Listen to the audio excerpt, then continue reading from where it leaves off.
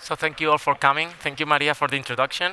So we are going to open today with the first backend session of the day, which basically means that I think this is the only slide that has some color on it, okay? So there's a lot of black and white in this presentation. So we are going to discuss OAuth, and that means that we are basically going to discuss APIs, okay? So this is the agenda. These are the topics that we want to cover. So there are some takeaways we are very interested in you guys to take with you, okay? So there are some strong points that we want to make. Some of them is what is OAuth, so you get a good understanding, or we can clear out some of the myths around OAuth. How can you use OAuth to secure library resources, okay, in a proper way? And which are the common abuse scenarios out there of OAuth? How can it be misused? What are the misunderstandings, most common misunderstandings around it, so on and so forth. So why do I need OAuth? So I think we all agree here that there's a lot of talking lately about APIs and REST APIs, you name it, which protocol, GraphQL, gRPC, so that's more or less the same. So we need these APIs because we need to exchange information between different systems. So we all probably today carry our personal computer here in our pocket, or we have laptops with different operating systems, and we want to have all our devices connected to the services that we love, Twitter, Facebook, Liferay, and all that stuff. Okay, so when we are exposing APIs and data out in the wild, and we are doing that publicly, so we need to control which applications and which clients are accessing our data. So that's where OAuth comes into stage. So one of the first things that many people suffer when they get into OAuth is that they say, hey, now I need to configure it. I need to register some data into my system in order to be able to use OAuth. Okay, that has its rationale behind why do we need to do this. This is some of the things that we want to address today. So OAuth tries to control the applications that can access our server resources and allows a user to authorize their client to act on their behalf. Okay, in order to do so, you need to register the clients ahead of time. Okay, that's one of the first things that you need to do when you get to work with OAuth. And that has the reasons because it gives the opportunity to restrict the access to the APIs for those clients.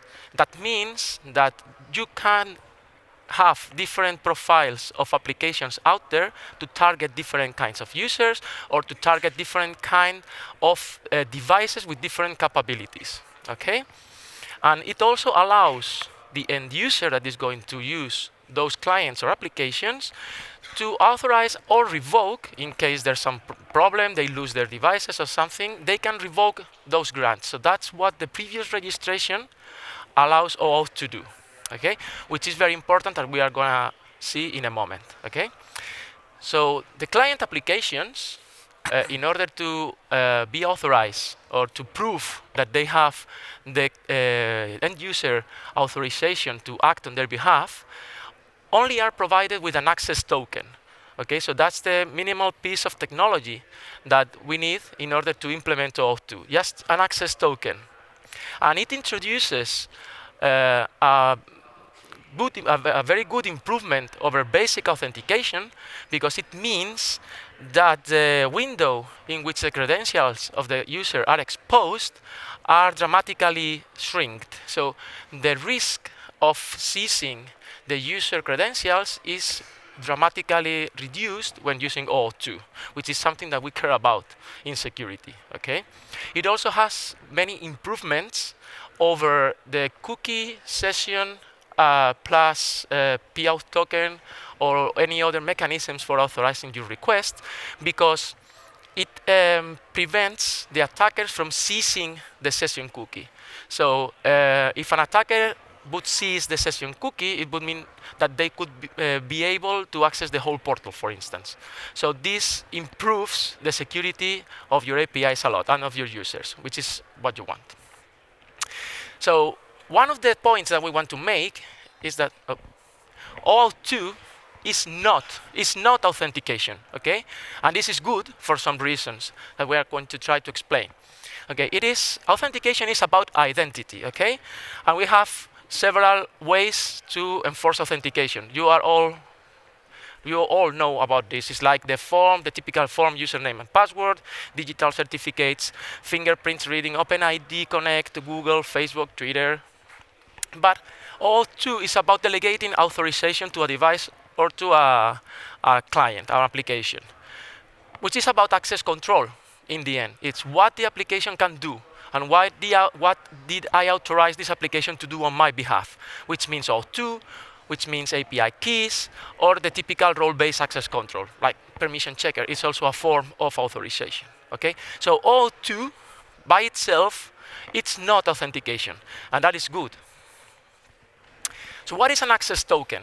So this is an access token in the wild, okay? It's just an opaque random string. So ideally, this is a secure random generated string, which means that it is very difficult for an attacker to guess or to create or to match something that is currently available in the server side, in the resource server that we are securing. So this is the only thing that needs to implement OAuth2 from the client side. So OAuth2, one of the things that they try to do is like dramatically improve the user or the developer experience over its predecessor OAuth1. So this string isn't always opaque, sorry, but it will normally be opaque for the client. So the client is only a bearer, but Stian is going to go deeper into that later. Okay. And on the application side or client side, this is what the client credentials look like. So it's just another string which is securely randomly generated, which cannot be guessed. And this is the way that we are going to know which clients or client devices are accessing our applications. Okay? So these are the credentials that are going to be exchanged at the time that you are registering your applications into the OAuth2 server. Okay? So this is very important because now we are going to see that OAuth2 provides different flows for getting access to the tokens or distributed the tokens to the applications. And these different flows have their reasons to be. And one of the takeaways that we want you to take with you is to be able to choose which protocols or flows you need to use when you have different applications or application use cases. And it is important because depending on their client capabilities, you are going to be able to keep your credentials secret or not, and that matters. That is why we say here that there's no authentication of client ID without also providing a client secret. And the client secret is called secret because it's meant to be secret, okay? And not every client out there is able to do that. So we have discussed access control before. And for that, OAuth2 provides scopes, what they call scopes, which basically mean which parts of your API are accessible by the clients. It has nothing to do with the user permissions, okay? So this is not about data permissions or what can I see as a user, but it is more what the application or the client device is able to access in the API. So it's a previous step, okay? No matter the user that is accessing the application yet, so it's only about the client or the application. So for instance, an administrator application will have access, allegedly, to more parts of our API than just a user application that has to read some information. Okay? So we can restrict the points of our API that are accessible. So we can do this in Liferay, for instance, with this screen that there is a snapshot here. I'm sure that several of you have already seen, where you can define which places you can access in our API. And scope is just another string. So as you can see, access token is a string, client credentials are strings, and the scope are only strings as well. So we need to match them up together in the backend. So how do we choose which protocol we need to grant access to the applications? So there are basically two dimensions in which we can classify the flows that we need to use. One dimension is client capabilities about confidentiality. If the client is capable of secure the credentials, then we call that a confidential client. If the client is not capable of keeping their credentials secret, then it's called a public client or a non-confidential one.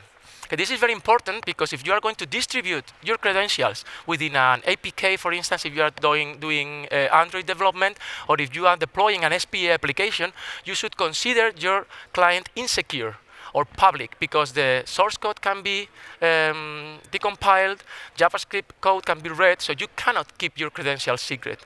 So that's important when you choose your flow, okay? The other dimension you need to take into account is the user interaction.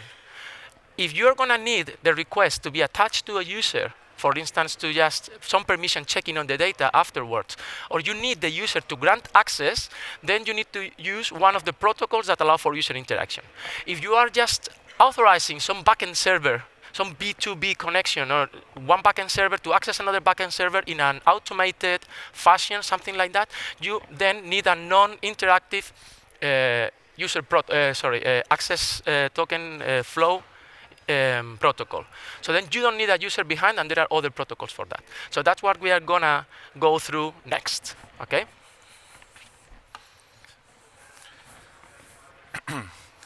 So let's start with the most boring aspect, the most boring protocol, simplest also, which is the client credentials grant, where you do not have any user interaction. Like Carlos was saying, it's machine-to-machine integration, and no user context. And this protocol works very simply in that the client sends its client ID and secret, so confidential client, and in response it receives an access token. So this, like I said, is useful for internal server-to-server communications and also maybe business-to-business integration.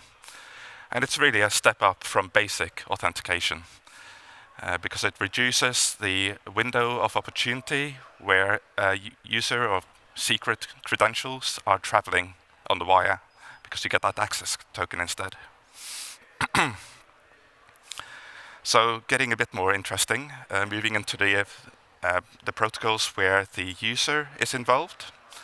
And we'll start by looking at the resource owner password grant. And this is a non-confidential client. So in this protocol, the application will prompt the user to enter their username and password. And these are then sent to the server to obtain that access token. So this is really only relevant if the user really trusts the application. So it's a first-party application, maybe an internal app provided by your employer, so you don't have that trust issue. But we do not recommend this protocol. There are better alternatives in OAuth 2, which we would advocate. And one of the reasons for that is because you're missing out on any automatic sign-in prior to giving authorization. And also it's username and password, so you're essentially giving full authorization to impersonate you. So moving on, and this time we'll look at the authorization code grant, which is for confidential clients that need user interaction. And this is the one that OAuth 2 is most famous for. With it, you send the client ID in an authorization request. The authorization server then prompts the user to authorize specific access based on the scopes that you configured for the OAuth 2 application. And then the authorization server sends an authorization code, not an access token, back to the client. The client is then expected to call back to the authorization server with its authorization code and client secret, because it's a confidential client. And in return, it receives a access token. So you really want to use this flow in all cases when you have a confidential client and you want user interaction. Now, OAuth 2 is a successor to OAuth 1. And it's one of the things we try to address is device profiles.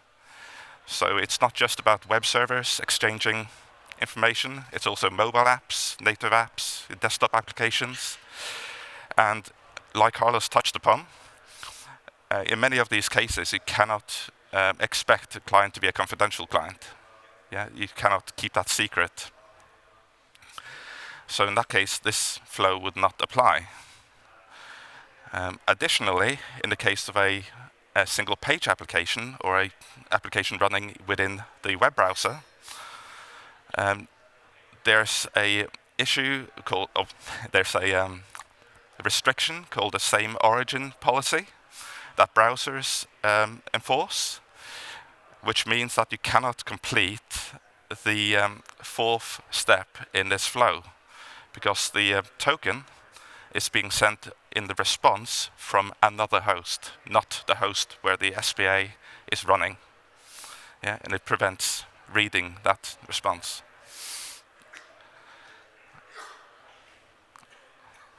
So the original OAuth 2 specification thought in order to solve these problems, a similar protocol would be introduced called the Implicit Grant. So this is a non-confidential client. And it's really a simplification of the previous one. There's no authorization code anymore. As soon as the end user authorizes the access token is sent as a request, not a response. It's actually a separate request, like a redirect, back to the client, which can then read that access token. But since the specification was published, many vulnerabilities were discovered in this. You have issues like the access token is actually sent as a URL fragment. And if there's a redirect response on the application receiving this request, then the fragment will automatically be tagged on to that redirection URL if it doesn't have a fragment. So if that redirection is outside of your domain, then that could leak the access token. Yeah, and they will have access to quite a lot for a long time.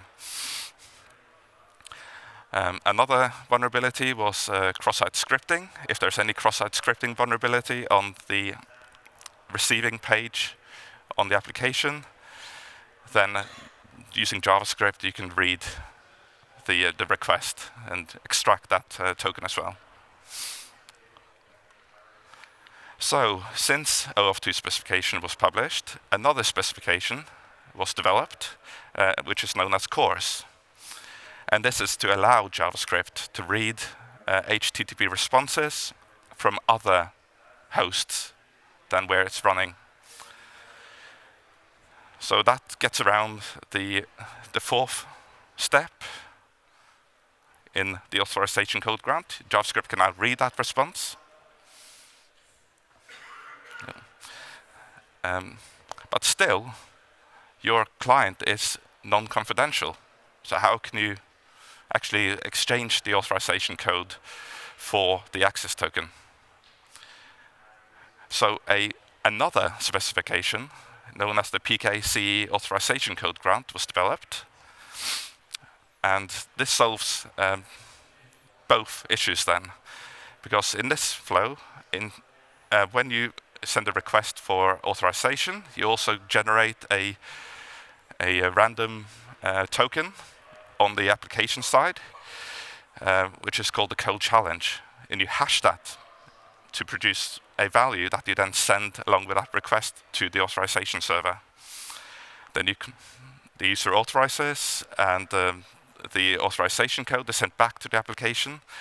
And then when the application wants to exchange that authorization code for the access token, it sends the original code challenge, hence proving that the application making request 1 and 3 in this flow is the same client. So you're not authenticating the client, which is important, but you're proving that there's not a malicious application starting the flow in step 3, for example. So this is the best we can do for native applications. And worth mentioning, it's important to realize that the trust is built by the end user seeing where they're coming from, like which application's requesting access and how the authorization presents that. Like it says this application wants access to do X, Y, Z, and it should match up. Yeah, so you rely on the user to make that trust. So Liferay's approach to OAuth 2, it's not implemented in the permission checker. This is a separate layer, and you have to meet both for an API request to succeed. So the authorization is to specific Java methods on your API, and you can declare which scopes you want to check for which Java methods using annotations. So it's declarative. But we also have a programmatic API where you can actually have conditions like if this, then check that scope, and if that, check this other scope. So it's similar to permission checker in that respect. And also, in the case of JSON WS, the service access policies are translated into scopes. So essentially what we're doing is granting service access policies that allow access to JSON WS services dynamically. So this is what it looks like for JSON WS. You have to prefix the name of the service access policy with OAuth 2 underscore, and then you just provide a description, read your personal user data, and the API method that should be accessed. And this is again for JAX-RS. Here you have a very simple application, and the only notable OAuth 2 aspects is you have to declare the scope checker, so you're saying annotations, and then you have a require scope read. So read is the scope in this case. And just building on that, if you wanted to conditionally check scopes, then you'd first declare all the scopes as an annotation so that it gets automatically discovered and added to UI. And it's important you have all needed equals false, so it doesn't check that you have all of them, just one of them. And then you call out to the scope checker, which is NoSGI service. So now we move on to the last section of the talk, which is abusing the OAuth 2 protocol. So OAuth 2, as we've mentioned many times now, it's really about authorizing clients. And because it all builds on the access token, and the access token could leak, it could travel, yeah, you have to really trust the client to not do so, yeah. Hence we have the scoped access. And what it enables you to do, or what it's intended to do, is to build solutions that span multiple security realms, yeah, APIs from different applications. And one thing worth taking particular care or notice of is that the access tokens are not intended for the client. The client is simply a bearer. It receives it and gives it back to the resource server, that's the API. Yeah? So you should not be parsing the access token, even if it looks like it contains useful information in identifying the user or whatever. And this is because there's no agreement between the OAuth 2 authorization server and the client application as to the format, so this could change any time and your whole system will break.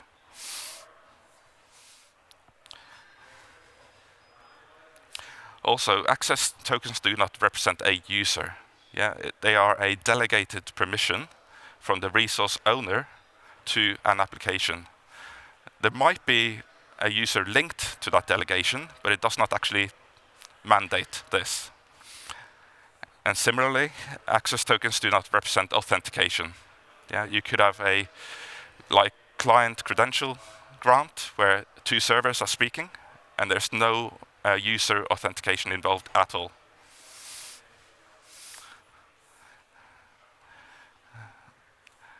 And if you do want to use it for authentication, then you have to issue a refresh token to be able to refresh the access token when it expires. And this means this can go on indefinitely, so there's no liveliness check, as you would expect with a single sign-on solution, to log you out after some time. And just to close this, we've seen two approaches of abuse in the wild. One is when you get an access token and then call back to the API to get the user information, like the user linked to that access token. So again, it's that abuse. We don't know if there's a user. Can't make that assumption. Or it's that parsing. You're parsing the access token to get information out, which you should not be doing. So then, why are access tokens sometimes structured? Well, this is because the authorization server that generates the access token is within the same trust domain as the resource server. So they can verify that the access token has not been tampered with through digital signatures and encryption as well, which is something that your application cannot do. Yeah, your application is much more loosely coupled to the whole setup. And also sometimes stateless systems are useful, so you don't want to store authorizations into your database.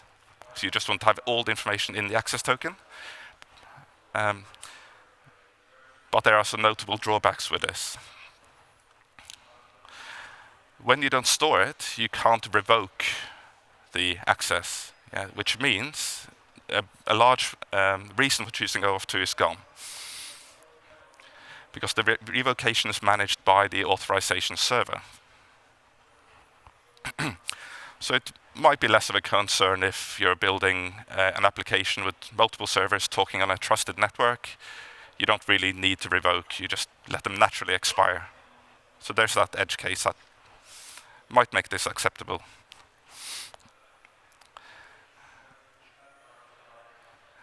But if you do try to check for revocation, then you're losing the benefits of your decision to go stateless anyway, so it's not what we would recommend. And also, if you have parsable tokens, then the information that's contained within the token is there forever, even if the token is expired. This information can be extracted. Yeah, so if you have a user ID in there, you can extract that. And this could be quite disastrous. So, okay, so we reached to the end of the talk. So basically, I wanted you to remind which are the key takeaways that we wanted you to take. So please use OAuth 2 for authorization only. There are other standards built on top of OAuth 2 which are very confusing, so people just mistake one for the other. Like OpenID Connect works on top of OAuth 2, so should I use that OAuth 2 token to authorize? Maybe not. So think it twice. Just don't accept any JOT or JWT infrastructure out there with PKI. Don't go into there. Probably you don't need it. Okay. If you want to use authentications or federate authentication, use SSOs. So they link together very beautifully. If you use authorization code or PKC authorization code, you can just have the best of the two worlds together, and you won't get into so much trouble if you go to federate authorization uses structured tokens. So remember how or the tools that we gave to choose the proper grant that you need. Proper grant flow you need for your clients, depending on the capabilities, secret or public, confidential, not confidential, and user interaction or not user interaction. And also remember, this is all about user experience. So security is also about the user. So the user, you cannot just impair the accessibility of your users just to make it more secure. So OAuth 2, in contrast with SSOs or authentication, allows the user to build their own realms of trust on their devices. So they can have disparate applications that all together are authorized in their mobile phone or on their laptop just to access APIs that come from different vendors. So we must take that into our mind when we are building our experiences to the user. So OAuth 2 is a great protocol for that. Okay? And since this is all about security and the users' devices, this is why it is so important to choose careful timeouts and scope configurations just in case something goes wrong, so you can fix it, so user can revoke or tokens automatically expire. So we know that this is a burden sometimes for developers. You need to have more things in your head, but it pays off with the time. So thank you all. We hope you liked our session, and we are going to be in the booth. So if you have any questions or for answers now because we are out of time. So we just welcome you to join us if you have any questions or you want to learn anything else. Okay, thanks.